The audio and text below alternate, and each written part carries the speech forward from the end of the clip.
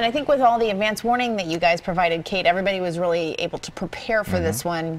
Yeah. And there wasn't that mass exodus out of the city, you know, when it started snowing and that sort of thing we were able to avoid, which is great. Yes, compared to Friday's storm, this was much easier to handle, both because it started overnight. So by the time you woke up, you already knew, okay, we're not going to school, we're not going to work.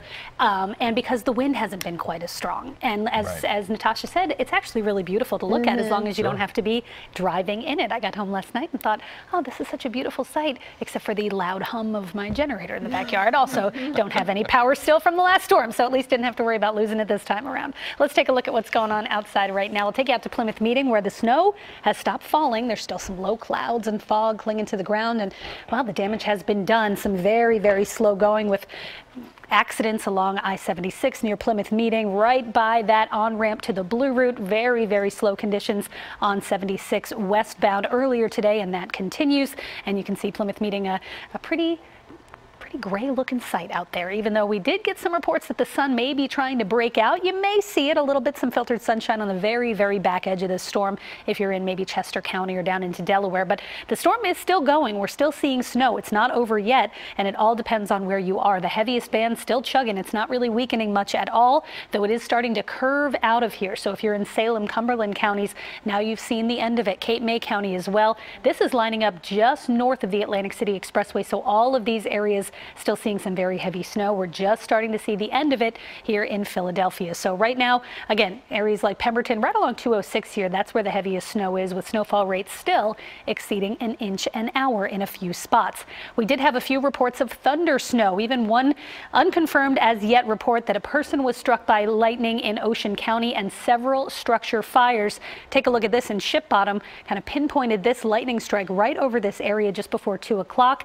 Have had several reports of structure fires in and around Ship Bottom. One was confirmed to be due to a lightning strike. So in addition to the snow, in addition to the rain and the sleet and the messy roads, we've also had the thunder snow and thunder sleet, which of course we get all excited about as meteorologists. It sounds pretty cool, but when it's causing fires and people are getting struck by lightning, very, very dangerous situation as well. And it just speaks to the intensity of this storm, just how powerful this storm was as the snow continued to fall. We call them convective bands for a reason. Convection is the same word we use for thunderstorms in the summertime, and that's what happens when you get bands like this, and that's when you get thunder snow, when these storms, when these bands really start to intensify. So through the next couple of hours, the storm continues to wind down. That heavier band going to push off the coast by about 6 o'clock, and then by 7 or 8, the area clears out. You may even see the moon outside tonight.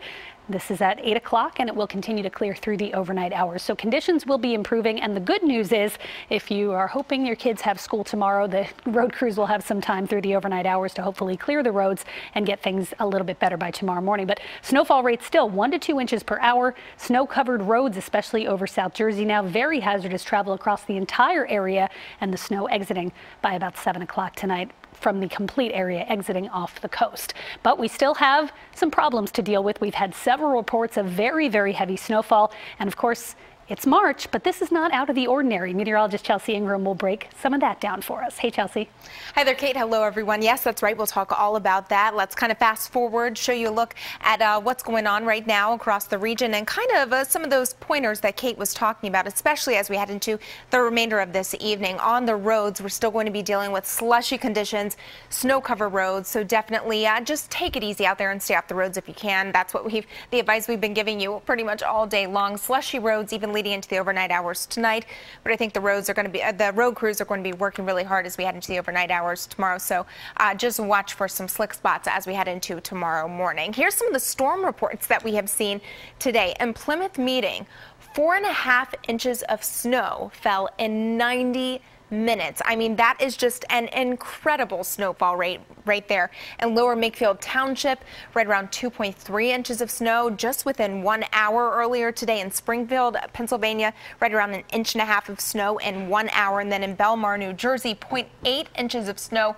in 15 minutes. That is nearly 3.5 to 4 inches of snow per hour. Just some wild rates there. But this is not very unusual for the month of March. In fact, when we look at the Northeast Snowfall Index, index scale, we've seen about 3 nor'easters or very strong snowstorms in the extreme, crippling, and major category since about the 1950s there. Of course, we see the majority in February, but it's not unusual to see some during the month of March. Of course, skies are going to be clearing on out as we head into the overnight hours tonight. We'll see things improving.